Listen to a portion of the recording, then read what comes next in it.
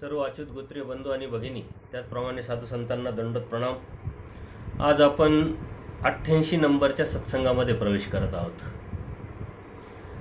गेली 2 ते 3 सत्संगापासून आपण धर्माच्या अनुषंगाने धर्मातील वेगवेगळे तत्व आणि त्या तत्व सिद्धांताच्या अनुषंगाने परमेश्वर आपल्याला काय सांगतात, परमेश्वराची या जीवाकडून काय अपेक्षा आहे, हे आपण बघत आलो. खरं म्हणजे गेली 88 सत्संग आपण धर्म काय, धर्म तत्वज्ञान काय आहे, त्याचे आचार विचार प्रणाली काय आहे हेच समजून घेत आहोत. आणि हे समजून घेतल्यानंतरही आपल्याला अजूनही मूळ तत्वज्ञानाला अजून आपण स्पर्श केलेला नाही आहे, त्या चिंतनापर्यंत आपण गेलेलो नाही आहे, हे आपल्या लक्षात आलं असेल. मागील सत्संग आपण अभ्यास का करायचा, कशासाठी करायचा, त्याचप्रमाणे धर्मतत्व सिद्धांताच्या अनुषंगाने वेळ अवेळ परत देहविद्या या अनुषंगाने चिंतन केलं. आजही आपण अशाच वेगळ्या तत्वसिद्धांताच्या अनुषंगाने एखाद्या विषयाला स्पर्श करणार आहोत. असे अनेक विषय आपल्या धर्मतत्वज्ञानामध्ये सांगितलेले आहेत. वेगवेगळ्या विषयाच्या माध्यमातून वेगळ्या वचनामध्ये परमेश्वराने त्याच्यावरती प्रकाश टाकलेला आहे आणि प्रत्येक विषयातून आपल्याला परमेश्वराने समजवलेलं आहे, शिकवलेलं आहे, काहीतरी दिलेलं आहे. पण आपली दृष्टी कोणत्या पद्धतीची, कशा पद्धतीची, त्याचप्रमाणे तो धर्माचा जो तत्व आहे, जे सिद्धांत आहे, ते आपण कसं समजून घेतलं आहे आणि आपल्या जीवनामध्ये ते कसं उतरवलं आहे, त्यावरती सर्वस्वी ते अवलंबून आहे. वेगवेगळे तत्वसिद्धांत आपण समजून घेतो, याचा अर्थ धर्म समजून घेतोय, धर्माची जाणीव करून घेतोय. कारण धर्म समजून घेणं, धर्म ऐकणं, धर्म सांगता येणं यापेक्षा धर्माची जाणीव असणं खूप महत्त्वाची आहे. ज्याला जाणीव नाही आहे ती व्यक्ती आणि आजच्या जीवनातलं जे आपलं 84 लाख योनीमध्ये गेलेलं जी नरक योनी आहे, एखादा प्राणी आहे, त्यामध्ये काही फरक नाही.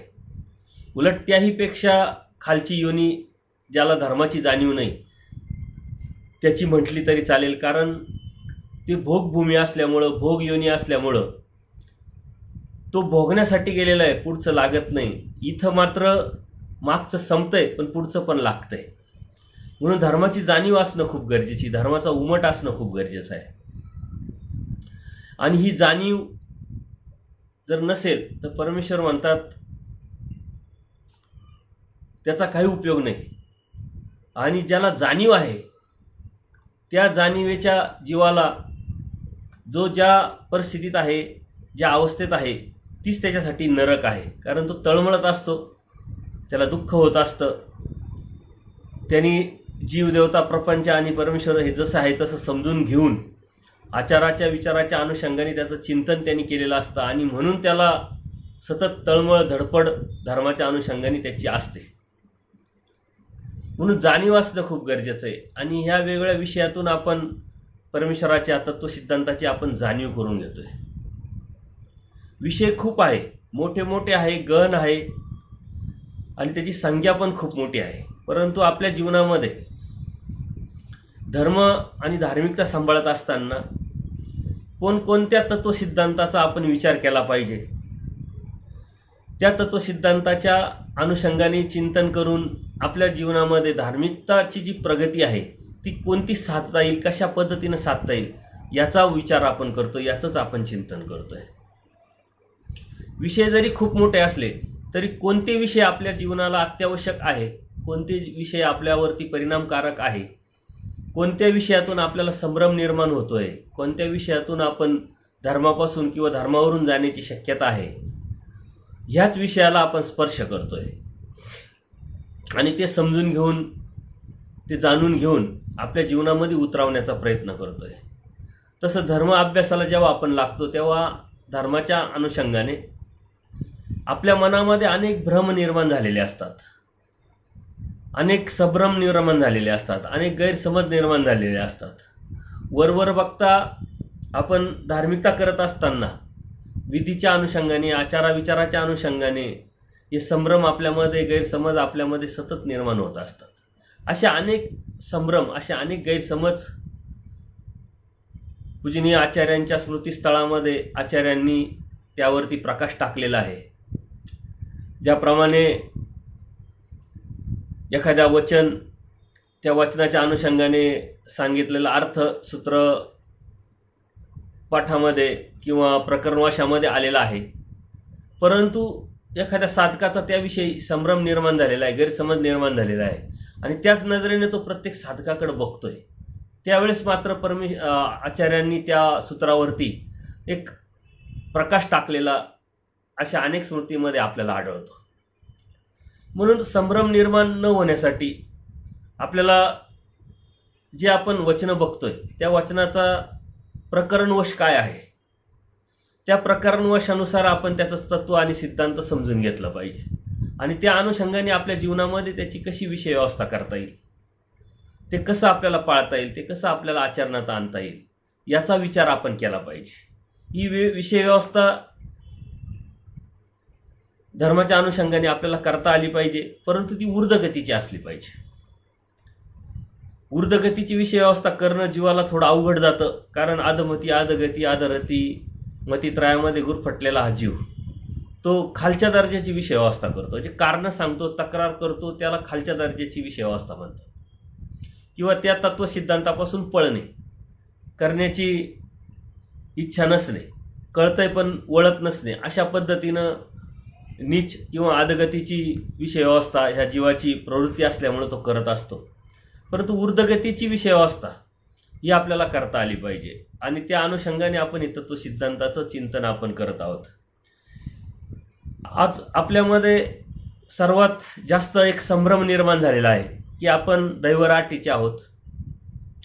मग दैवराटीचे आहोत, परमेश्वराच्या मार्गातले आहोत, आपण परमेश्वराचे अनन्य भावे भक्ती करतोय, अनन्य भावे आपण परमेश्वराला शरण गेलेलो आहे. म्हणजे आपल्याला काहीच करायचं नाही. जे सामाजिक समाजामध्ये, समाज व्यवस्थेमध्ये काही सामाजिक मूल्य किंवा सामाजिकता सांगितलेली असते, ती आपली ऐकलेली असते, ती आपल्याला करायची नाही, कारण आपण त्या तत्वसिद्धांतात आपल्या बसत नाही, असा आपला एक संभ्रम निर्माण झालेला असतो, एक भ्रम निर्माण झालेला असतो. आणि कोणती गोष्ट जर समोर आली तर आपण लगेच पटकन म्हणतो की आपल्या तत्वात बसतं का, आपल्या सिद्धांतात बसतं का, याला प्रमाण काय. खरं म्हणजे परमेश्वराने ही सृष्टी निर्माण केली, परमेश्वराने आपलं तत्वज्ञान स्वतः येऊन सांगितलं आणि त्या तत्वज्ञानामध्ये सर्व सृष्टीचं जे तत्वज्ञान आहे, सर्व सृष्टीच्या अनुषंगाने आलेलं सर्व विषय आहे ते सांगितलेले आहे. म्हणजे ह्या सृष्टीमध्ये जे जे निर्माण झाले ते सर्व परमेश्वरीय कृपेने, परमेश्वरीय साह्यतेने निर्माण झालेलं आहे. ही भावना, ही निष्ठा जर आपली असेल तर आपण असा विषय मनातही घेणार नाही की हे आपल्या तत्वात बसतं का, आपल्या धर्मात बसतं का. परंतु सर्वात जास्त ही कारणं किंवा ही तक्रार करताना आजूबाजूचे सद्भक्त आपल्याला दिसतात. आता मागे अनेक सत्संगामध्ये हे विषय झालेले आहे की कोणत्या अवस्थेला हा जीव पोहोचलेला आहे, त्या अवस्थेनुसार त्यांनी तो विषय समजून घेणं अत्यंत गरजेचं आहे आणि मग त्याला ते लागतं की नाही लागत याचा विचार करणं गरजेचं आहे. आणि यासाठी अनेक सद्भक्तांकडून मी एक सूत्राचं प्रमाण सांगताना ऐकलेलं आहे की आपण दैवराटीचे आहोत आणि परमेश्वराने तर सांगितलंय मसनीचे लाकूड तेही वरी एक उपयोगाचं आहे.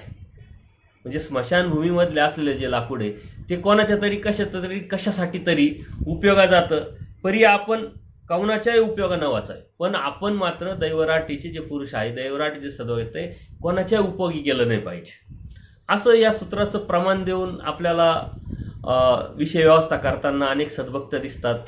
किंवा या तत्वात बसतं काही, सिद्धांतात बसतं काही, आपल्यासाठी नाही, ते आपल्यासाठी नाही, यासाठी अनेक लोक तक्रार करताना दिसतात.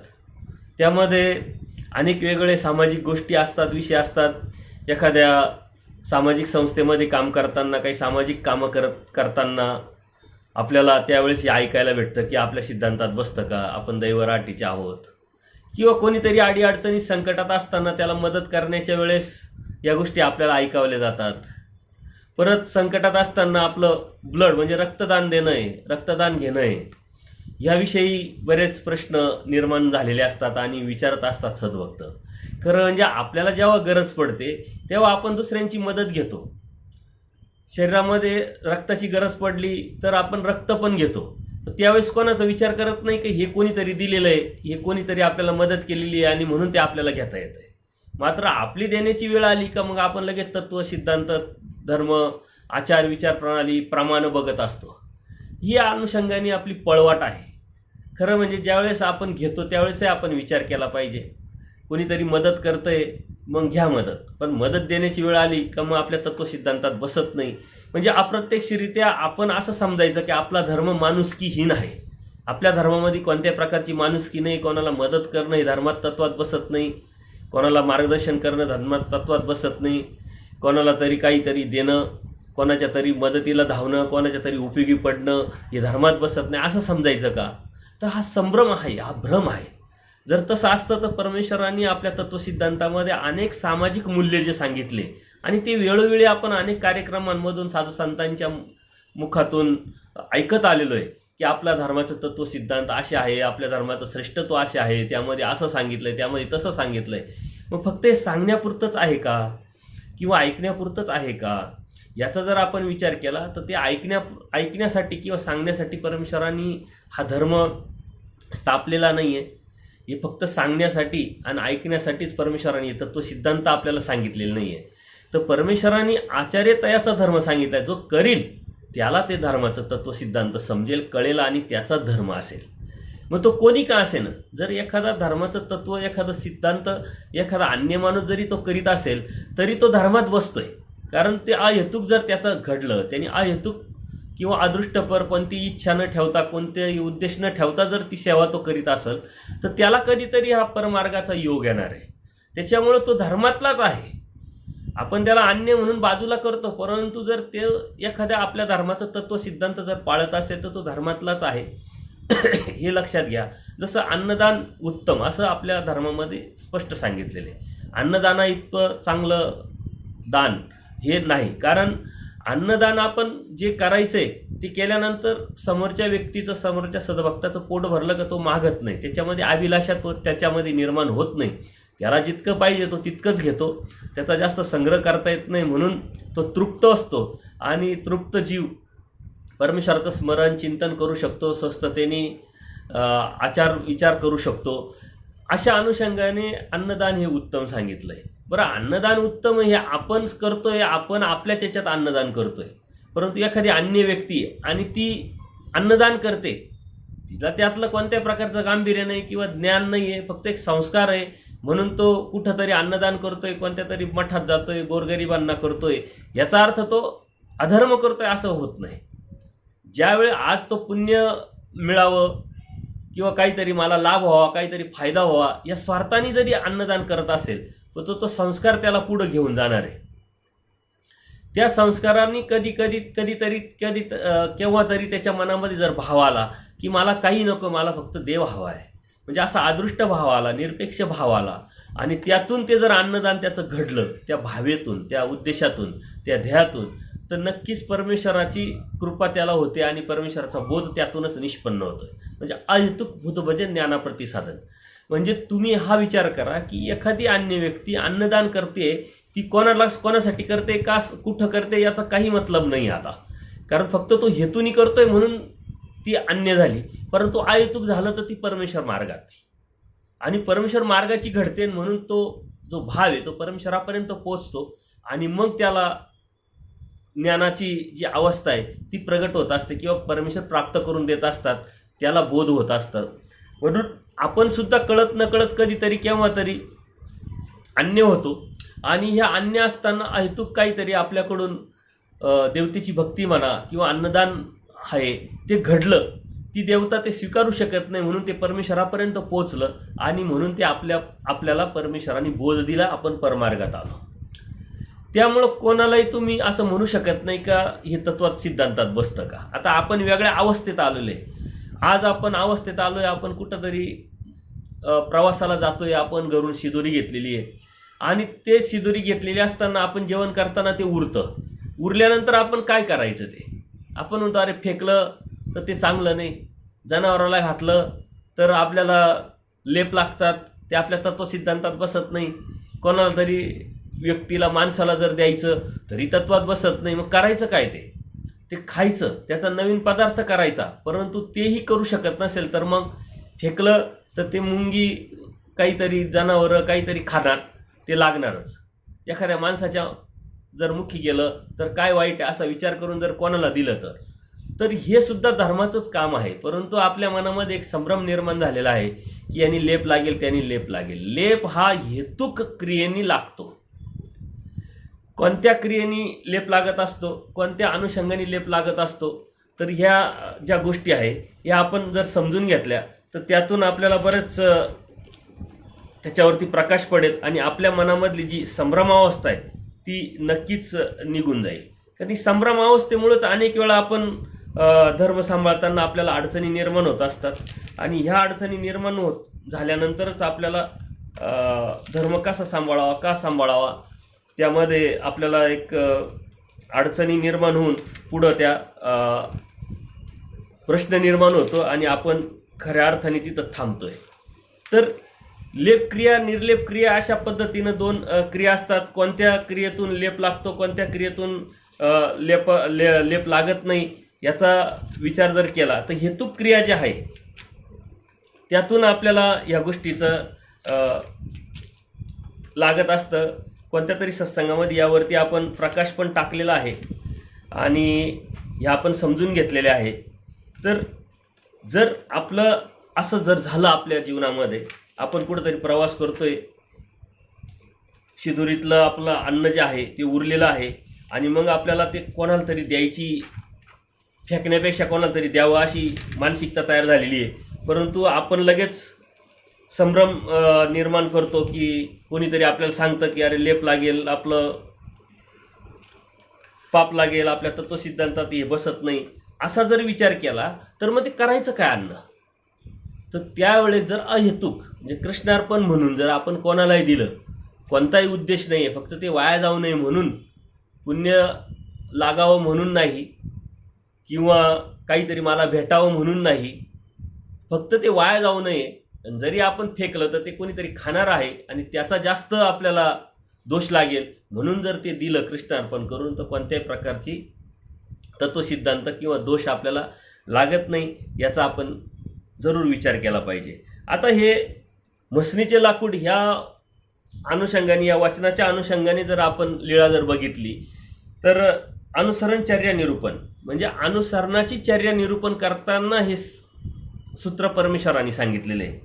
पूजनीय माईम भट्टांनी एकदा देवाला विचारलं की आता आम्ही गोसावी म्हणजे परमेश्वराला जर अनुसरलो आहे तर अनुसरण्याची चर्या काय आहे, म्हणजे अनुसरल्यानंतर त्यांनी कसं वागावं, कसं बोलावं, कसं राहावं, काय खावं, काय नाही खावं, तर याची लाईफस्टाईल काय फॉलो करायचं असेल, राहायचं असेल, आचार करायचा असेल, नेमकं आमच्यामध्ये काय आम्ही बदल केला पाहिजे, हे पूजनीय माईम भट्टांनी जेव्हा देवाला विचारलं तर देवाने त्यावेळेस अनेक सूत्र सांगितलेले. त्यातलं एक सूत्र आहे की निरशा निराशा निराश्रय होणे असावी. कोणत्याही प्रकारचा वरती आधारी अवलंबून न राहता निरावलंब आपण राहिलो पाहिजे. सुख स्त्रिया वेगळ्या व्हाव्या म्हणजे सुख ज्यातून आपल्याला प्राप्त होणार आहे ते आपण त्याच्या वेगळं राहिलो पाहिजे, कारण सुखाने परमेश्वर प्राप्त होत नाही. ज्यातून आपल्याला रस मिळेल किंवा ज्यातून आपला विधी विखो जे विषय आहे, हे जे असे विषय आहे, जर आपला धर्म आहे तर असा परित्यजनी परमेश्वराला शरण गेलं पाहिजे. त्याचप्रमाणे वृत्त्याधीन झालं नाही पाहिजे आपण, कारण आपल्याला एक अपेक्षा असते किंवा आपल्याला ती एक सवय लागलेली असते.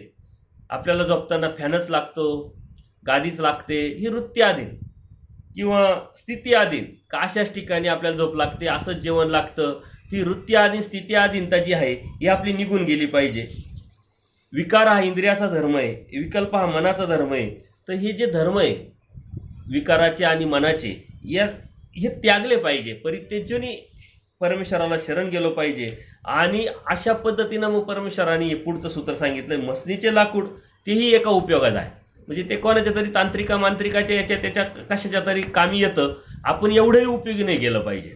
म्हणजे अप्रत्यक्षरित्या धर्माच्या अधर्माच्या अनुषंगाने आपल्याला अडथळे निर्माण होतील, आपल्याला दोष लागतील, अशा पद्धतीनं आपण तिथं उपयोगी गेलं नाही पाहिजे, जेणेकरून आपल्याला परमेश्वर प्राप्तीच्या अनुषंगाने काही अडथळे निर्माण होतील किंवा आपण धर्मावरून जाऊ. मुंगी रान न होय तुम्हा पडल्या धुळीनं लागावी. आणि नंतर बरेच सूत्र परमेश्वराने सांगितलेले की परमेश्वराने कसं राहायला पाहिजे, रंक होऊन राहायला पाहिजे, भिक्षा कशी मागितली पाहिजे, त्या पद्धतीनं कपडे कसे घातले पाहिजे, अशा पद्धतीनं ती आचारप्रणाली परमेश्वराने सांगितलेली आहे. आता आपण नामधारक असेल किंवा वासनिक अवस्थेत असेल किंवा नवीनच आता दीक्षा घेतलेली असेल, त्या व्यक्तीने जर असं राहायचं म्हटलं, कोणाच्याच उपयोगी नाही राहायचं, कोणाचं पडायचं नाही, तर आपल्याला समाजातच राहता येणार नाही. पण ही संभ्रम अवस्था जी आहे ना, ती आपली एकदा निघून गेली पाहिजे. कारण माणुसकी हा धर्माचा पाया आहे, मानवता हा धर्माचा हृदय आहे, त्या केंद्रस्थान आहे. आणि अशा अनुषंगानेच परमेश्वराने आपल्याला हे तत्वसिद्धांत आणि धर्म सांगितलेला आहे. कारण ते जर नसेल तर त्या धर्मामधली जी कोरडेपण आहे तो जाणवेल आणि कोणीही त्या धर्मामध्ये येऊ शकत नाही किंवा राहू शकत नाही. त्याच्यामुळे कोणत्या अवस्थेला तुम्ही गेलेले त्या अनुषंगाने तुम्ही ती अवस्था स्वीकारली, तुम्हाला कोणत्याही प्रकारची गरज नाही वाटली तर त्या गोष्टी तुम्ही स्वीकारू शकतात. परत धर्माच्या अनुषंगाने जर तुम्हाला कोणाच्या तरी उपयोगी पडत, आता कोणीतरी आलं त्याला काही मार्गदर्शन करायचं आहे धर्मतत्व सिद्धांताच्या अनुषंगाने, ते उपयोगी पडणंच आहे. तो प्रेमाचा उपाय सांगितलेला आहे. कोणाला तरी काही अडचणी धर्माधरू दिजे ह्या अनुषंगाने जर कोणाला अडचणीच्या वेळेस उपयोगी पडायचंय तर ते बी एक प्रेमाचा उपाय सांगितलेला आहे. परत धर्माच्या अनुषंगाने एकमेकाला मदत करणं, एकमेकाला सांगणं हा धर्माचा एक आचार आहे, एक प्रणाली आहे. त्यामुळं ह्या सूत्राचा आधार घेऊन अनेक लोकांना संभ्रमावस्थेत नेतात आणि स्वतःही आपण संभ्रमावस्थेत आहे. म्हणून ही जी ताळमेळ आहे, ही जी बॅलन्स आहे, हे सांभाळताना ह्या गोष्टीचा खूप विचार केला पाहिजे की आपल्याला जर असं असेल तर परमेश्वरांनी धर्मातले जे तत्वसिद्धांत सामाजिक दृष्टिकोनातून जे सामाजिक मूल्य आहे ते का सांगितले असतील आणि कशासाठी सांगितले असतील. जर ते सामाजिक मूल्य जर नसते तर परमेश्वरांनी ते सांगितलेच नसते. म्हणून आपल्या तत्वज्ञानात जेव्हा आपण जातो, लीळा चरित्र आपण जातो, त्यावेळेस आपल्याला अशा कितीतरी लीळा आहे का त्या लीळेच्या माध्यमातून आपल्याला ती सामाजिकता समजावताना दिसत असते. इतक्या टोकापर्यंत काही लोक गेलेले, अज्ञान लोक गेलेले, का अन्य लोक असतात त्यांना दंडवत सुद्धा करू नये कारण त्यातून दोष लागेल. म्हणजे दंडवत करणं म्हणजे नमस्कार करणं, एक रिस्पेक्ट करणं आहे. आणि अन्य माणूस आहे त्याला करायचं नाही का, तर तो देवतेच आहे. म्हणजे हे अत्यंत अन्यथा ज्ञान आणि अज्ञान आहे. पूजनीय माईमभट ज्यावेळेस त्यांना अनुसरण्याची इच्छा झाली, त्यांना बोध झाला आणि त्यांना त्याग करायचं आहे, ती सर्व लीळा आपल्याला माहीत आहे. त्यांनी त्याग केला. इकडं डोमेग्रामला राहायच्या ऐवजी त्यांनी रुद्धपूर निवडलं आणि ज्यावेळेस ते रुद्धपूरला गेले गोविंदप्रभू बाबांच्या ठिकाणी, त्यावेळेस एका मातंगाला त्यांनी विचारलं की देव कुठे आहे. त्यावेळेस त्यांनी जी दिशा दाखवली की असे असे देव आत्ताच गेले, अशा अशा लीळा करत गेले, क्रीडा करत गेले. तर त्या पूजनीय माईमभटांनी, जे आता माईमभट हे श्रीमंतीतून आलेले, त्यांचा सर्व पाठीमागचा वृत्तांत तुम्हाला माहिती, 18 पुराण 4 वेद 5 शास्त्र हे त्यांना सर्व ज्ञात असल्यामुळे त्यांना एक अहंकार निर्माण झालेला आहे. आणि त्यावेळेची ती जाती व्यवस्था जर बघितली तर ते अन्य असताना किंवा बोध होण्याच्या अगोदर अशा व्यक्तीला जवळ त्यांनी त्यांची सावलीला सुद्धा उभे केले नसते किंवा त्याच्या सावलीला सुद्धा ते राहिले नसते उभे. परंतु अशा व्यक्तीला ते दंडवत घालतात का, तर त्यांनी देव दाखवला. आता ही जी लीळा आहे, अशा अनेक लीळा आहे. या अनुषंगाने आपण ही गोष्ट घेतली पाहिजे. आपण फक्त जाती निर्मूलनाच्या गोष्टी करतो किंवा तुझं माझं उच्च नीच याच्या गोष्टी करतो, परंतु ते आपण आचरणात आणत नाही. इथपर्यंत लोकांचा संभ्रम आणि गैरसमज निर्माण झालेला आहे की आपण दंडवत कोणाला करावा आणि कोणाला नाही करावा. देव एकदा मंदिरात आहे, सर्व भक्त लोक आजूबाजूला आहे आणि 2 मातंग बाहेर परमेश्वराच्या दर्शनाला येऊन उभे राहतात. महादाईसा देवाला निरोप देतात, बाईसा देवाला निरोप देतात की असे असे मातंग तुमच्या दर्शनाला आलेले. परंतु तिथं सर्व मोठे मोठे जे महाजन आहे ते समोर बसलेले. आता विषय व्यवस्था करायची, लोकसंग्रह सांभाळायचा, ह्या अनुषंगाने किंवा देवाला काही लीळा करायची असेल या अनुषंगाने परमेश्वर 2 लाडू महादाईसांच्या हस्ते त्यांना देतात की देवाने प्रसाद दिलेला आहे, तो प्रसाद घ्या आणि तुम्ही जा. त्यातली एक जो मातंग असतो तो निघून जातो की चला देवाने प्रसाद दिलाय, देवाची आपल्याला आता दर्शन होणार नाही. परंतु एक योग्यतेचा असतो, हट्ट धरतो की मी देवाचं दर्शन घेतल्याशिवाय जाणार नाही. त्यावेळेस जेव्हा देवाला निरोप लागतो तेव्हा देव परत बाहेर जातात.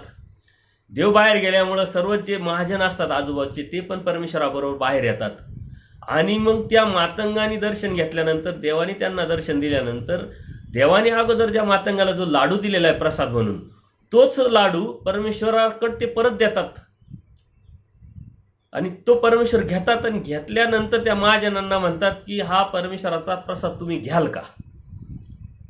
तर ते म्हटले दूध भात कोणाला नकोय, पण परमेश्वर म्हणतात असं नव्हे, हा मातंगाने मला लाडू दिलेला आहे. म्हणजे त्यावेळची जाती व्यवस्था, त्यावेळची ही सामाजिक जी दुरी आहे, ही दुरी मिटवण्यासाठी परमेश्वर तो मातंगाचा स्पर्शित झालेला लाडू तो महाजनांना देतात आणि ती दरी तोडतात. यातून ही जी सामाजिक गोष्टीतून, सामाजिक दृष्टिकोनातून जर ह्या लिळ्यांवरती आपण प्रकाश टाकला किंवा लक्षात आणलं तर आपल्याला लक्षात येईल का कोणी इथं परका नाही, कोणी अन्य नाही आहे. कारण परमेश्वराने सृष्टी निर्माण केलेली आहे. परमेश्वराने सृष्टी निर्माण केल्यानंतर परमेश्वराच्याच प्रवृत्तीनं मायेने तमी बघा तो साऱ्या जीवांना बाहेर काढलेलं आहे.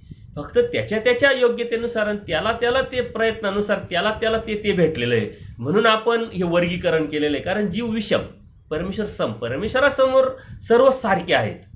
कोणी मुस्लिम नाही, कोणी हिंदू नाही, कोणी ख्रिश्चन नाही, कोणी बौद्ध नाही, कोणी जैन नाही. परमेश्वरासमोर सर्व सारखे आहेत. फक्त त्या जीवाची योग्यता काय, अयोग्यता काय, या अनुषंगाने त्याचं वर्गीकरण लीळाचरित्रामध्ये किंवा तत्वसिद्धांतामध्ये आलेलं आहे. परंतु आपण वेगळ्या पद्धतीनं वर्गीकरण करतो. आपण त्यांना अन्य समजतो, म्हणजे आपल्या मनामध्ये अप्रत्यक्षरित्या त्यांना वेगळं समजतोय.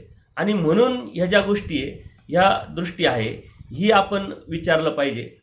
महात्मा गांधींचं चरित्रामध्ये एक प्रसंग आलेला आहे. जीव कसा चिकित्सक आहे, ते ज्यावेळेस अमेरिकेत असतात त्यावेळेस तिथं सर्व नॉनव्हेज जास्त चालतं, मांस मच्छी जास्त चालतं, प्युअर व्हेज चालत नाही. आणि हे हिंदू असल्यामुळे, प्युअर व्हेजिटेरियन असल्यामुळे ते त्यांना चालत नव्हतं. पण त्यांचे तिथं शिक्षण घेत असताना, बॅरिस्टरचं शिक्षण घेत असताना, वकिलीचं शिक्षण घेत असताना तिथं काही ख्रिश्चन मित्र त्यांचे झाले. आणि मग त्यांनी सांगितलं का तुम्हाला हे चालत नाही, तुमच्या धर्माला चालत नाही म्हणून तुम्हाला चालत नाही, तुम्ही असं करा, तुम्ही धर्म बदला, ख्रिश्चन व्हा, मग तुम्हाला हे चालेल आणि तुम्ही हे खाऊ शकता. त्यांच्या मनात एकदा शंका आली की असं केलं तर बरोबर आहे, अत्यंत सोपा उपाय यांनी सांगितला. परंतु जर मी ख्रिश्चन धर्म स्वीकारला तर याचा अर्थ मी हिंदू धर्माला कमी लेखलंय, हिंदू धर्मामध्ये काहीतरी कमतरता आहे. आणि त्यावेळेस त्या उत्सुकता निर्माण झाल्यानंतर त्यांनी प्रथम भगवद्गीता वाचली, कारण तो धर्मग्रंथ आहे. आणि भगवद्गीता वाचल्यानंतर त्यांना एवढं मोठं भांडार सापडलं ज्ञानाचं, आणि त्या ज्ञानाच्या भांडारावरती त्यांनी एवढा मोठा इतिहास घडवला.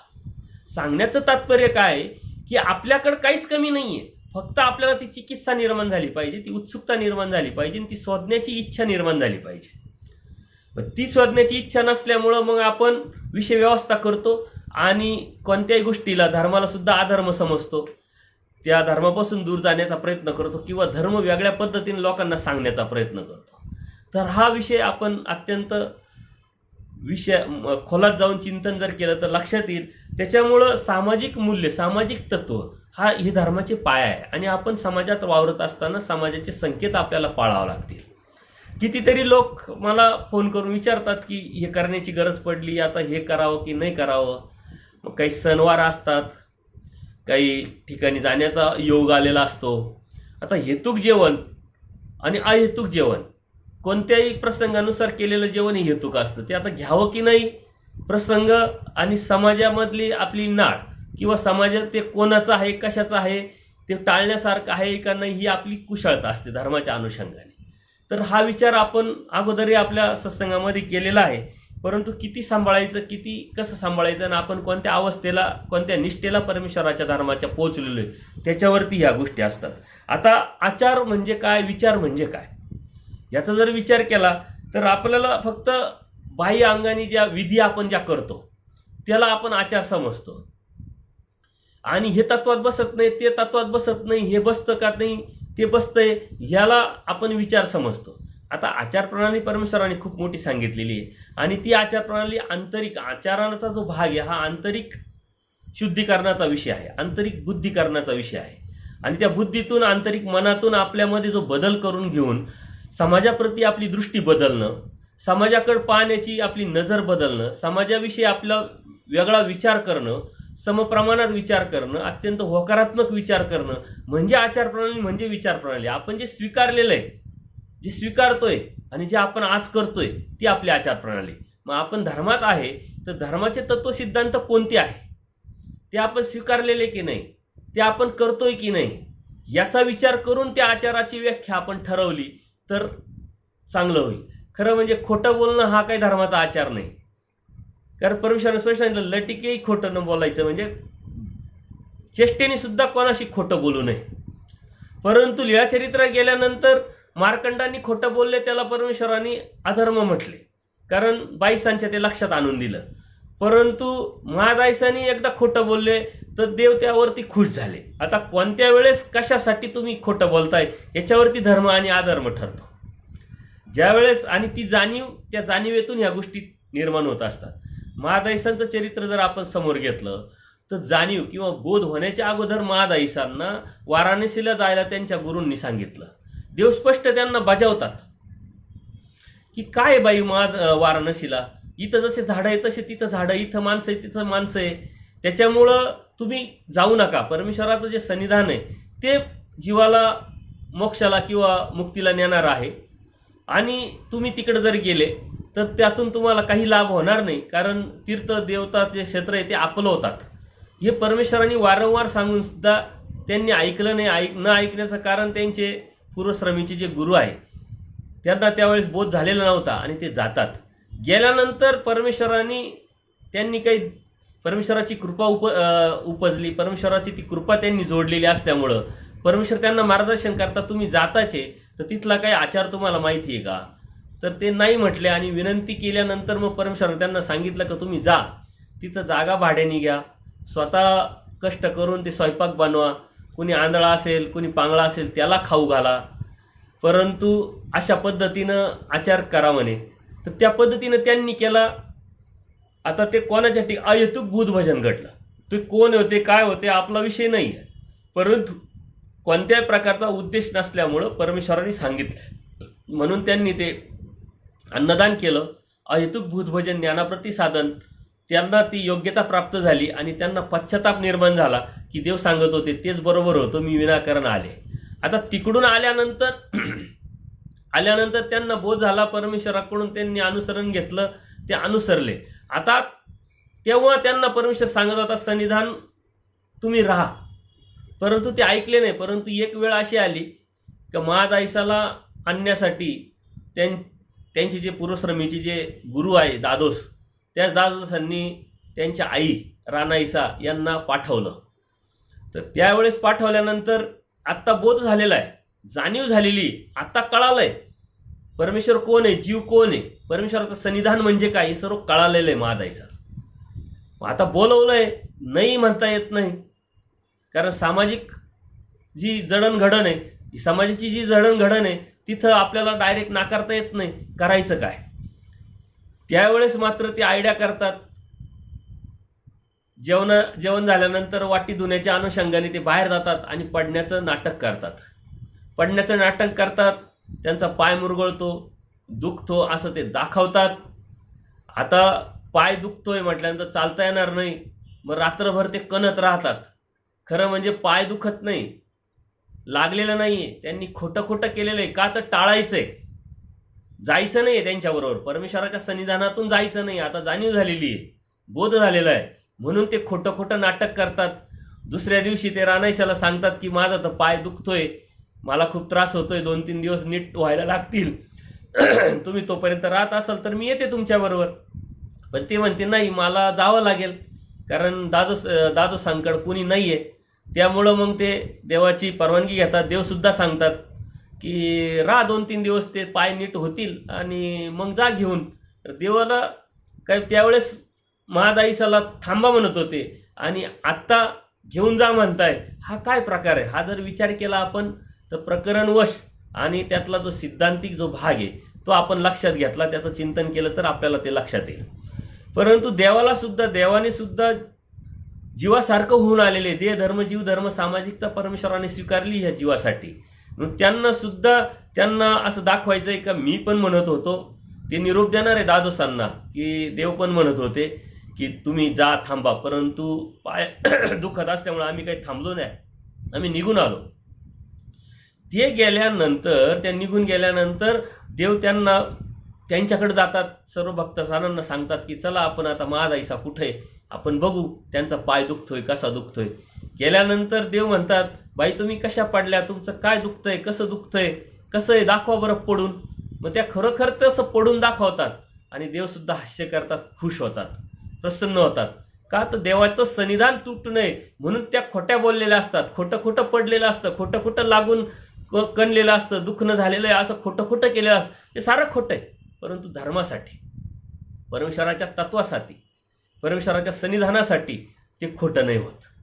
म्हणून आपण कोणत्या अवस्थेत आहोत आणि कशासाठी खोटं बोलतोय, तुम्ही व्यावहारिक दृष्टिकोनातून, सामाजिक दृष्टिकोनातून जर खोटं बोलत असाल तर ते नक्कीच तुम्हाला लागणार आहे. पण धर्मासाठी, जेव्हा तुम्ही लग्नामध्ये जाताय, लग्नामध्ये जाताना कुठं एखाद्याच्या घरभरणीला जाताय, त्यावेळेस तुम्ही खोटं बोलत असाल, माझं पोट दुखतंय, माझा उपवास आहे, किंवा मी आत्ता जेवणच करून आलोय, असं काहीतरी जर खोटं बोललं तर ते तुम्हाला काही लागत नाही. पण तुम्ही काय म्हणता, नाही खोटं बोललं, आमच्या धर्मात नाही. आणि व्यवहारामध्ये मात्र खोटंच खोटं करतात, खोटंच खोटं बोलतात, तिथं मात्र धर्म आपल्याला आड येत नाही. तर ही जी सामाजिक जी मूल्य आहे, याची जी जडणघडण आहे किंवा याची जी संभ्रमावस्था, यातून आपण बाहेर पडलं पाहिजे. आणि ही कुशलता आपल्याला ती निर्माण झाली पाहिजे. त्यातून आपण ह्या गोष्टी समजून घेतल्या पाहिजे की धर्म काय आहे आणि त्याची धार्मिकता काय आहे. धार्मिकतेने राहणं म्हणजे जगणं म्हणजे काय आहे हे जर समजून घेतलं तरच त्या गोष्टी आपल्याला लक्षात येतील. अन्यथा आपल्याला लक्षातच येणार नाही. आपण कशालाही धर्मतत्व सिद्धांत लावणार, कशालाही अधर्म लावणार, कशालाही धर्म म्हणणार, कुठेही विषय व्यवस्था करणार, हे चालतं का ते चालतं का असं म्हणणार. आणि आपण धर्म न कळाल्यामुळं अप्रत्यक्षरित्या चुकीच्या लोकांना चुकीच्या पद्धतीनं धर्म सांगितल्यामुळे ते धर्मात कधीच येण्याची शक्यता नसते. कारण आपण कसा धर्म सांगतोय, आपण कसा दाखवतोय, आपण समोरच्याला कसा समजवतोय, त्याच्यानुसार या धर्माच्या बाजू या निर्माण होत असतात. म्हणून आपल्याला धर्म समजणं, तो समजून घेणं, आपण त्या संभ्रमावस्थेतून, गैरसमजातून बाहेर पडणं हे अत्यंत महत्त्वाचं आहे. म्हणून आपण आज सत्संग जे ऐकतोय किंवा करतोय, या आत्तापर्यंत आपण फक्त धर्म काय हे समजून घेण्याचा प्रयत्न करतोय. आणि असे कितीतरी सत्संग होतील, धर्म काय, त्याचे तत्व काय, त्याचे सिद्धांत काय समजून घेण्याला जाणार आहे आपले. कारण अनेक सद्भक्त फोन करतात की तुम्ही सूत्रपाठाला सुरुवात करा, त्याच्यातच मग लीळा येतील, सूत्र येतील, त्याचे अर्थ येतील. परंतु ते मूळ तत्वज्ञानाला हात घालण्यापेक्षा आपल्याला त्या धर्माच्या तत्व सिद्धांताच्या अनुषंगाने किंवा आचाराच्या विचाराच्या अनुषंगाने ज्या आपल्या मनामध्ये धर्माच्या ज्या संभ्रमावस्था आहे किंवा गैरसमज आहे ते आपलं निघणं अत्यंत गरजेचं. जोपर्यंत आपण न्यूट्रल होत नाही, आपण क्लीन होत नाही, तोपर्यंत मूळ तत्वज्ञानाला हात घालून काही उपयोग नाही. ह्या मनामध्ये आपल्या जर किंतु परंतु किंवा न्यूनगंड किंवा काही गोष्टी विशेष जर निर्माण झालेल्या असतील, प्रश्न तक्रारी निर्माण झालेल्या असतील आणि त्या मनामध्ये घर करून राहत असतील, तर आपल्याला मूळ तत्व किती समजून घेतला तरी उपयोग नाही. कारण आपण आज आजूबाजूला बघतोय का सूत्रपाठ अभ्यासणारे लोक दिसतात, पार स्थळाचे पोथ्या अभ्यासणारे लोक दिसतात, वासनिक असेल, साधू संत असतील, परंतु तरी त्यांच्याकडून या अशा गोष्टी समाजामध्ये पसरवताना पण दिसत आहे. म्हणून जोपर्यंत आपल्या मनातलं सारं निघत नाही, जसं बिडारावर काय बिडार असे, असं परमेश्वर स्पष्ट सांगतात. आपल्या मनामध्ये जर असे काही गैरसमज असेल, न्यूनगंड असेल किंवा अंधश्रद्धा असतील, काही संभ्रमावस्था असतील, त्या जर निघाल्या नाही तर आपण जे मूळ तत्वज्ञान आहे हे आपल्यामध्ये उतरू शकत नाही, आपण ते समजूनच घेऊ शकत नाही. म्हणून आपण गेली 88 सत्संग तेच करतोय. काय जीव, काय देवता, काय प्रपंच, काय परमेश्वर, काय 21 अधिकार, काय 13 भेदी नरक, असे वेगळे विषय आपण समजून घेतोय. तर हे समजून घेण्याचा उद्देशच आपला आहे की आपल्या मनामध्ये धर्माची जी व्याख्या आहे किंवा धर्माची जी आपल्या मनामध्ये एक प्रतिमा निर्माण झालेली ती कोणती आहे, परमेश्वराने स्थापिलेल्या धर्माची ती प्रतिमा ती बरोबर आहे का चुकीची आहे का, अन्यथा ज्ञानावर आधारित आहे का अंधश्रद्धेवर आधारित आहे.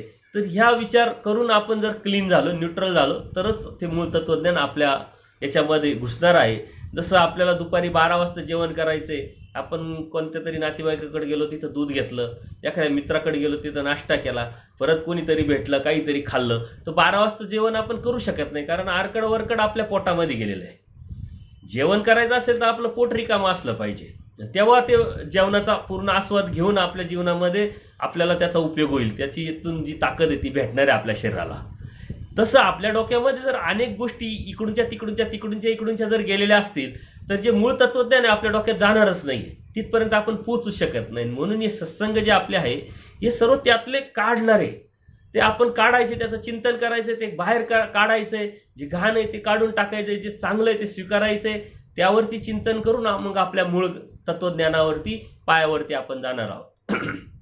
काही सत्संग होऊन आपण त्यावरती जाणारच आहोत, त्यावरती आपण तो एक वेगळ्या स्टेपवरती वेगळ्या अवस्थेत आपण गेल्यानंतर आपण जाणार आहोत. परंतु त्या अगोदर ह्या गोष्टी आपण जीवनात राहत असताना कशी कुशलता वापरायची, ती वापरत असताना त्याचा आपल्याला काय फायदा होईल, कशासाठी फायदा होईल, आपल्या मनामध्ये त्याविषयी कोणत्या प्रकारचा न्यूनगंड नसला पाहिजे. आणि हे परमेश्वरांनी हे तत्वसिद्धांतातून पूर्णपणे सांगितलेलं आहे. ज्याप्रमाणे उद्धवदेव आणि परमेश्वरांनी त्यांना आदेश दिलेला आहे, तरी तो आदेश परमेश्वर, आता प्रेमी भक्त उद्धवदेव असल्यामुळं परमेश्वराचा जे प्रेमी भक्त आहे तो वियोग सहन करू शकत नाही, तरी आदेश देऊन सुद्धा परमेश्वराचा तरी ते जाऊन परत येतात. त्यावेळेस महादायसा विचारते, मग त्यांना दोष लागला का? परमेश्वर म्हणतात नाही, परमेश्वरासाठी परमेश्वराचा आदेश जर धुडकावला तर त्यांना त्या जीवाला दोष लागू शकत नाही, कारण परमेश्वरसाठी तो देवाचा जो आदेश आहे तो त्यांनी नाकारलेला आहे, तो त्यांनी स्वीकारलेला नाही आहे. तर अशा ज्या गोष्टी आहे धर्मासाठी, धर्मतत्व सिद्धांतासाठी, ती कुशलता आपण कशी वापरायची, ती व्यावहारिकता आपण कशी वापरायची, आणि ती व्यावहारिकता वापरत असताना सामाजिक मूल्य जगामध्ये जे आहे ते आपण सांभाळणं म्हणजेच आपला धर्म सांभाळतोय, हे आपण कसं समजून घ्यायचं हे अत्यंत महत्त्वाचं आहे. आता सामाजिक मूल्य भरपूर परमेश्वरांनी आपल्या धर्मतत्वात सांगितलेले.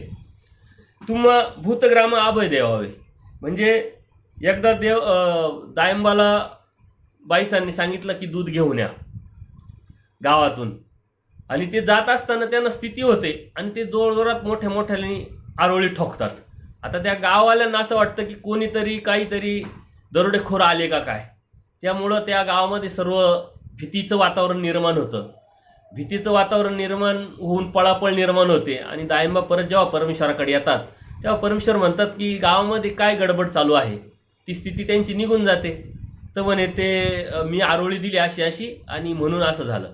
मग देव स्पष्ट सांगतात की अहो तुम्ही महात्म्य आहे, तुम्हा भूतग्राम अभय द्यावे, म्हणजे गावातले लोक असेल किंवा प्राणी असतील त्यांना तुमच्यापासून भीती निर्माण झाली नाही पाहिजे, तुमच्याविषयी मनामध्ये कोणाच्या शंका निर्माण झाली नाही पाहिजे, एक विश्वासार्हता, एक ट्रस्ट निर्माण झाली पाहिजे. तर त्या अनुषंगाने आपण समाजामध्ये वावरत असताना आपल्याविषयी कोणामध्ये विश्वास निर्माण करणं, विश्वासार्हता निर्माण करणं हा एक धर्म आहे, त्याचे एक तत्वसिद्धांत आहे. मग ते कशातून होईल? आपोआप नाही होणार. तुमचे व्यवहार चांगले असतील, तुमचं राहणीमान चांगलं असेल, तुमचं बोलणं चांगलं असेल, तुमचा सांगण्याचा हेतू जर चांगला असेल तर समोरच्याला तुमच्याविषयी काहीतरी विश्वासार्हता निर्माण होणार आहे.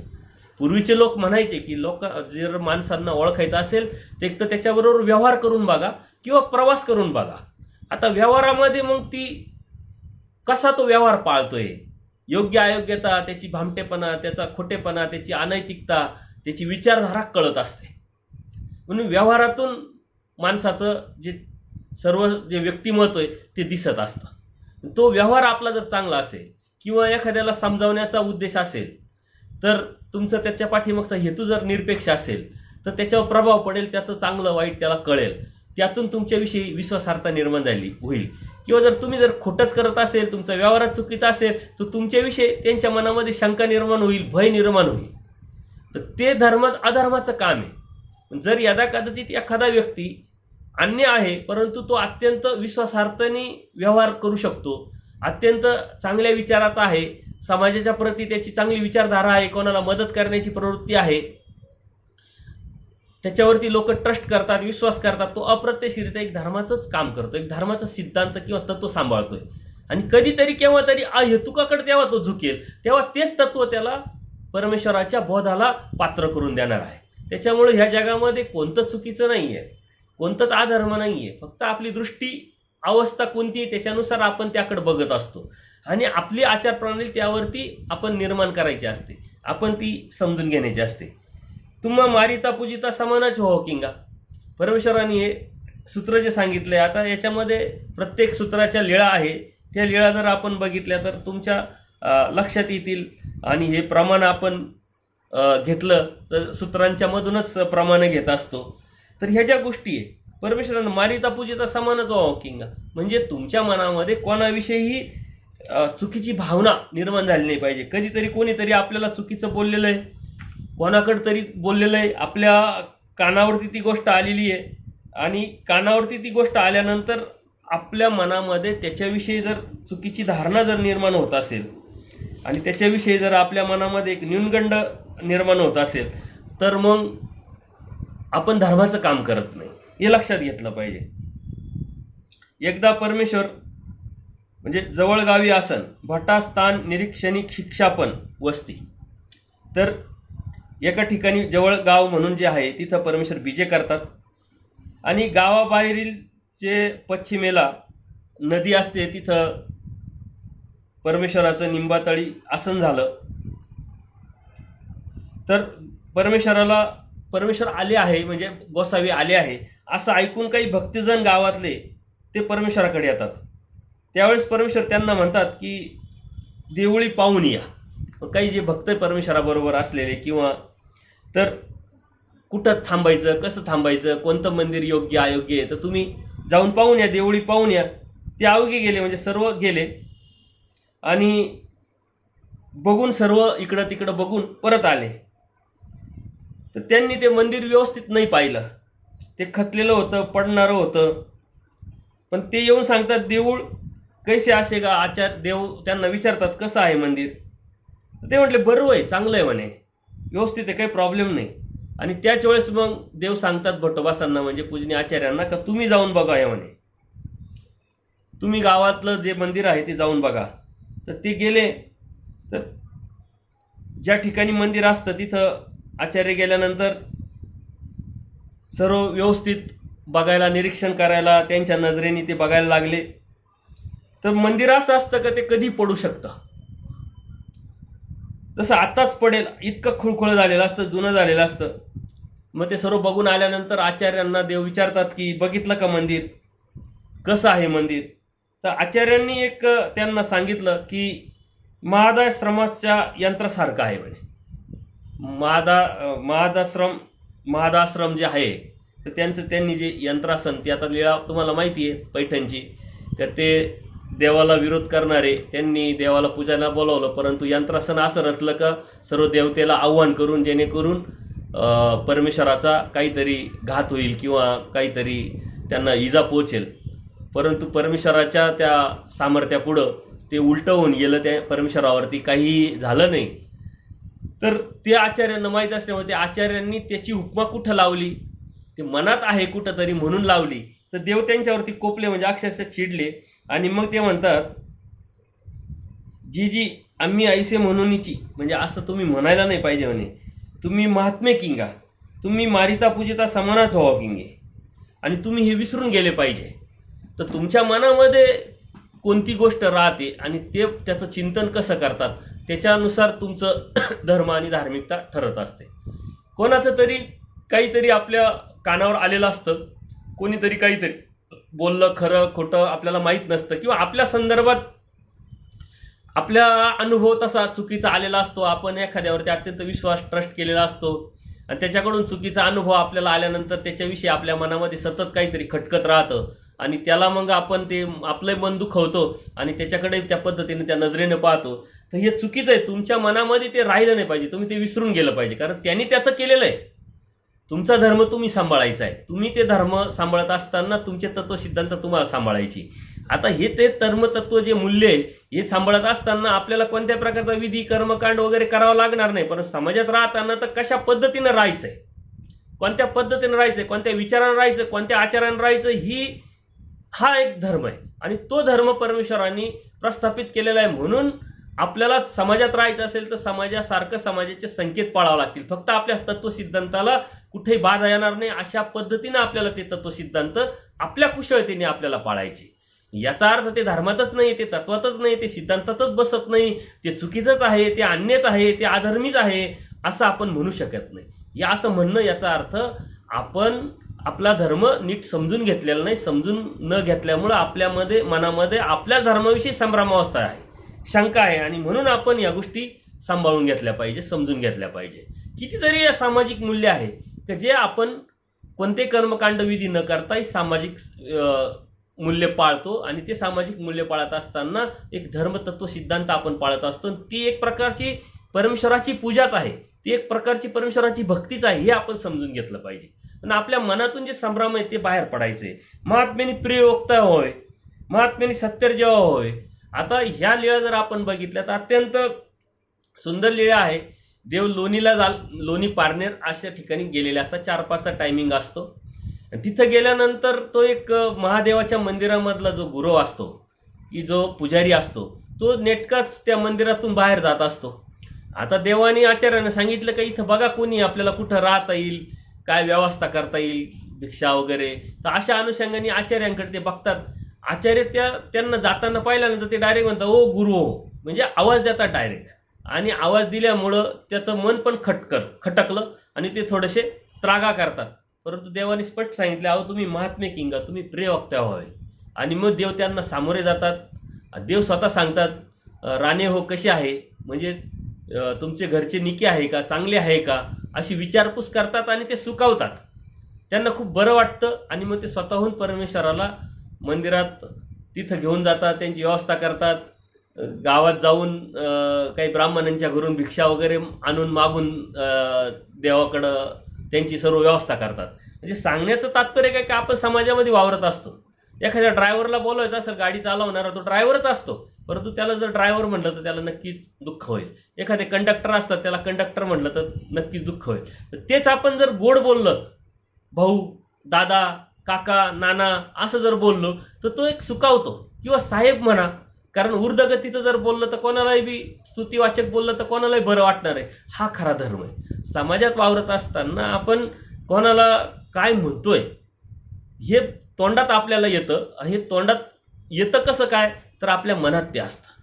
दुसऱ्याविषयी आदर निर्माण जर आपल्या तोंडातून निर्माण झाला, आपल्या बोलण्यातून निर्माण झाला, तर तो मनात आपल्या आदर आहे म्हणून निर्माण झालेला आहे.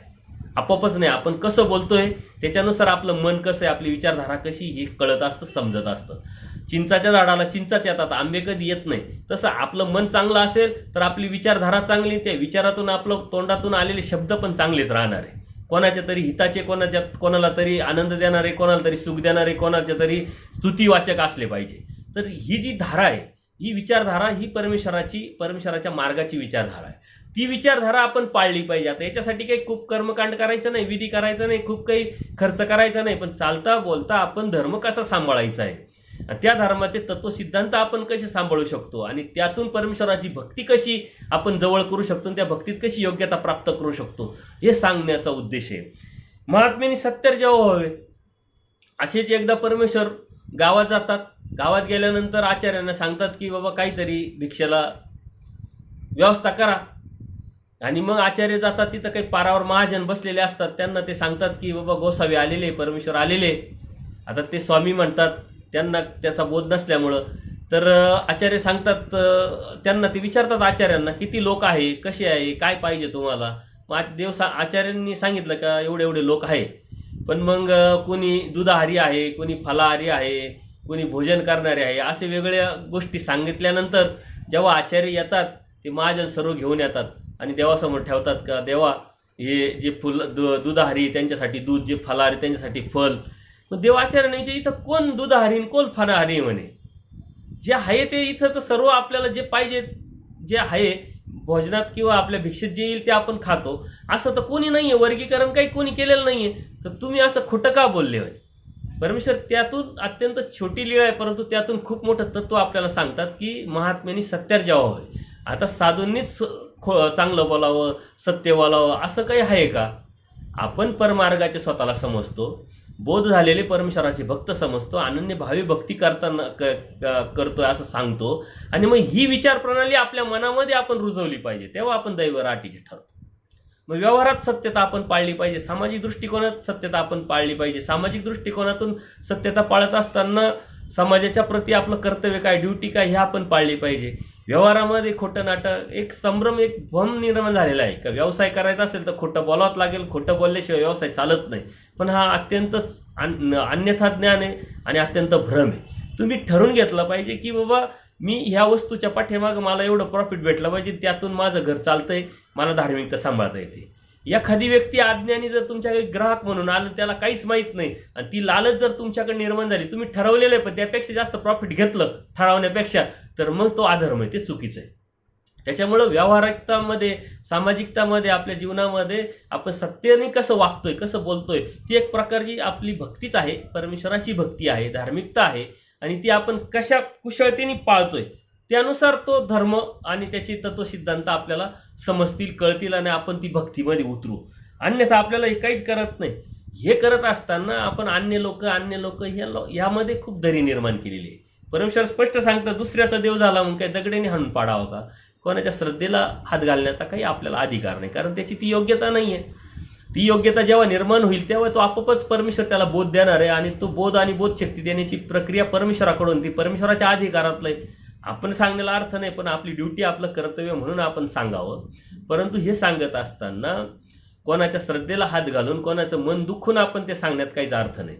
आपण विनाकारण नाही आम्ही खूप श्रेष्ठ, आमचा देव, तुमचा देव, अशा संभ्रमावस्थेत आपणच असल्यामुळं लोकांना सुद्धा आपण त्या चुकीच्या धारणा धर्माविषयी पसरवत असतो. आणि म्हणून समाजाची सुद्धा मान व संप्रदाय पाहण्याची दृष्टी थोडीशी वेगळी झालेली आहे. हे लोक हेकट असतात, हे आपलंच सांगतात, ते कोणाचंच ऐकून घेत नाही, हे देवतेची भक्ती करत नाही, प्रसाद घेत नाही, यांचा प्रसाद आपण खातो, यांच्या देवतेला आपण जातो, मग आपले का घेत नाही? तर यातला जो नेमका फरक आहे हा त्या कुशळतेने आपल्याला त्या समाजाला किंवा त्या व्यक्तीला सांगता आला पाहिजे. तेव्हाच आपण ती धार्मिकता किंवा भक्तीत बसतोय किंवा आपण परमेश्वराच्या मार्गातले आहे असं आपण समजू शकतो. कारण परमेश्वर स्पष्ट सांगतात, कर्म वासनेपेक्षा ब्रह्म वासना उत्तम. एखादा कर्मावरती खूप पक्का आहे त्याच्यापेक्षा परमेश्वर म्हणतात ब्रह्म वासना उत्तम. का? तर एखादा सर्वच ब्रह्म समजतोय, जगत ब्रह्म समजतोय, अद्वैतवादी समजतोय, पण तो धार्मिक आहे, त्याच्यावर संस्कार आहे धर्माचे. त्याच्यामुळे ती भक्ती तो करत असताना कधीतरी अहेतुकाकडे तो झुकेल आणि अहेतुक झाल्यानंतर नक्कीच त्याला परमेश्वर बोध देऊन तो परमेश्वराच्या या भक्तीला लागेल. कारण आपणही कधीतरी अन्य होतो, कधीतरी आपणही देवतेची भक्ती करत होतो, त्यातूनच आपण इकडे आलेलो आहे. आपण डायरेक्ट झालेलो नाही. आता काही लहान मुलं आहे की ज्यांच्या घरामध्ये अगोदर धर्म आहे, धर्माचे संस्कार आहे, त्याच घरात ते जन्माला आले म्हणून त्यांना लहानपणापासून धर्म भेटला आहे, त्यांचं भाग्य. परंतु आपण जर आपला विचार केला, काही पिढीपिढ्यांचे उपदेश असतात, परंतु आपण आपला विचार केला तर आपण पूर्वश्रमीचे देवतेचे भक्त होतो. परंतु अहेतुक बुद्धभजन आपलं परमेश्वराने करून घेतलं, कुठंतरी आपला तो भाव तिथं पोहोचला, म्हणून आपल्याला परमेश्वराने बोध देऊन परमेश्वर भक्तीला लावलेलं आहे. त्याच्यामुळं ह्या ज्या गोष्टी आहे, कर्मजडापेक्षा भक्ती जड चांग. एखादा खूप भक्ती करतो, आपण त्याला नाव ठेवायची काही आवश्यकता नाही, तो इतक्या देवतेचं करतो, असं करतो, तसं करतो. तर हे करण्याच्या पाठीमाग त्याचे ते संस्कार आहेत, त्यांनी पुढं पूर्वकर्मात ते जोडलेलं आहे. परंतु कधीतरी अहेतुकाकडे जर झुकला तर तो नक्कीच परमेश्वर भक्त होईल. तर ह्याच्या परमेश्वर स्वतः त्यांना चांगलं म्हणतात, उत्तम म्हणतात. तर आपण वाईट किंवा चुकीचं म्हणण्याला आपल्याला अधिकार पोहोचत नाही, परंतु आपली प्रवृत्ती त्या पद्धतीची, आपण दृष्टी त्या पद्धतीची धर्माच्या अनुषंगाने निर्माण करणं आणि कोणालाही नाव न ठेवता तो धर्माला कसा लागेल किंवा धर्म त्याला आपल्याला कसं सांगता येईल याचं विचार चिंतन करणं हे अत्यंत गरजेचं आहे. आता धर्मतत्व सिद्धांतामध्ये खूप सामाजिक मूल्य सांगितलंय. शुश्रूषा करावी. मग शुश्रूषा करावी, मग फक्त आपले जे धर्माचे आहे त्यांची शुश्रूषा करावी का? आपल्या नाथ्यामध्ये जर कोणी असेल, तो अन्य असेल, तर ती सेवा पण देणं गरजेचं आहे. पण अहेतुक द्या. कोणत्या प्रकारचा उद्देश नाही, राजस भाव नाही का कोणीतरी मला मोठं म्हणेल, चांगला म्हणेल, मग मला काहीतरी भेटेल, ह्या उद्देशाने करणं म्हणजे अधर्माने करणं, दृष्टपर करणं, देवतेच्या धर्माने करणं. परंतु अहेतुक जर केलं, त्या भावनेने केलं, त्या उद्देशाने केलं, तर ती शुश्रूषा सुद्धा, श्रमनिवृत्ती सुद्धा धर्माचीच एक तत्व, एक सिद्धांत आहे, हे लक्षात घेतलं पाहिजे. तुम्ही अच्युत गोत्री किंगा, तुम्हाला परस्पर प्रीती, परम प्रीती सांगितली, परम शब्द वापरलाय. जे तुमच्यामध्ये एक वेगळं नातं, एक वेगळं प्रेम असलं पाहिजे. नाहीतर आपण जवळच येत नाही एकामेकाच्या. जरी आलो तर व्यवहारात घाण, विचारात घाण, दृष्टीत घाण असल्यामुळं आपण धर्माच्या असून सुद्धा जवळ येत नाही आणि त्यामुळे ते अच्युत गोत्री आपण म्हणू शकत नाही. एकमेका भेटल्याचा पाडू जाय. म्हणजे आपण जर एकामेकाला भेटलो, मग साधू साधू असतील किंवा वासनिक असेल, नामधारक असेल, तर परमेश्वर भेटल्याचं आपल्याला गोमट निर्माण होत असते. परमेश्वर स्वतः सांगतात. परंतु त्या उद्देशाने, त्या प्रेमाने, त्या आपल्यापणाने, त्या भावनेने, त्या हिताच्या अनुषंगाने, त्या शुभचिंतनाच्या अनुषंगाने जर भेटलं तर त्यांनी हे निर्माण होणार आहे. आता स्त्री समानता सांगितलेली आहे धर्मामध्ये. तर स्त्री समानता आपल्या मनामध्ये खरंच आपण निर्माण झालेली आहे का? परमेश्वर म्हणतात जीव आणि जीवल्या काही वेगळा आहे. अनेक वेळेच्या माध्यमातून या गोष्टी सांगितलेल्या आहे, परंतु आपल्या मनामध्ये तो भाव खरंच आहे का? स्त्रीच्या संदर्भात एक कर्मामुळे त्यांना निर्माण झालेलं ते शरीर आणि त्याच अनुषंगाने आपण बघतोय का? तर आपल्या मनामध्ये, कारण पुरुष संस्कार संस्कृती असल्यामुळं, पुरुष प्रधान संस्कृती असल्यामुळं आपल्या मनामध्ये ते विनाकारण तो पुरुषार्थ आपला जागवत असतो. तो धर्म नाही आपला. आपल्या मनामध्ये ती भावना निर्माण झाली पाहिजे समानतेची. जाती निर्मूलन याच्यावरती तर किती बोललं तर कमीच आहे, कारण जी जात आहे ती जात नाही म्हणून ती जात आहे, त्याच्यावरती आपण विचारही करू शकत नाही. परंतु आपल्या मनामधली ती जात निघून जाण्यासाठी जर आपण प्रयत्न केला तर तो सर्वात मोठा विकल्पातून आपण बाहेर पडतो आणि एक धर्मतत्व सिद्धांत आपण पाळतो. आता कसं पाळायचं, कोण पाळायचं, कशा पद्धतीने पाळायचं आपण नाही पाळू शकत, पण कोणीतरी पाळतं, त्याला नाव जरी नाही ठेवलं, त्याच्या बाजूने चुकीचा विचार नाही जरी केला तरी ते एक पाळण्यासारखंच आहे ना. आपण तर करू शकत नाही, आपल्यामध्ये ती हिंमतही नाही ना, आपल्यामध्ये धार्मिकतेची परिपक्वता नाही, प्रगल्भता नाही, पण कोणीतरी पाळतंय कोणत्या तरी अनुषंगाने. तर त्याच्या सुद्धा मध्ये समाजामध्ये कितीतरी बदनामी करणं, चुकीचं बोलणं, चुकीचे अफवा पसरवणं, ही बी एक प्रकारे आपली अधर्मच आपण करतोय. तर त्या आपण नाही करू शकत, कोणीतरी करतोय, तर त्याला चांगलं म्हणणं किंवा जरी काहीच नाही म्हटलं, उदास जरी राहिलं तरी एक धर्माचं तत्व सिद्धांतच पाळल्यासारखं आहे. म्हणजे ह्या ज्या गोष्टी या एवढ्या सोप्या नाही. जात काय हे मानव निर्मित आहे. कोणीतरी सुतारीचं काम करायचं, कोणीतरी न्हाव्याचं काम करायचं, कोणीतरी शेती करायचं, त्या अनुषंगाने त्या जाती पडल्या. याला काही शास्त्राचा आधार नाही आहे. एक संघटन निर्माण झालं आणि त्याच्या पुढं त्या जाती पुढं सरकत गेल्या. परंतु यातून बाहेर पडणं एवढं सोपं नाही. परत स्वच्छतेचं महत्त्व चक्रपाणी प्रभू बाबांच्या बाबतीत तर ते सर्व लीळा आपल्याला माहीतच आहे. स्वच्छता, आपल्या घरातली स्वच्छता, आपल्या मनाची स्वच्छता, आपल्या आजूबाजूच्या परिसराची स्वच्छता पाळणं हा एक धर्मच आहे.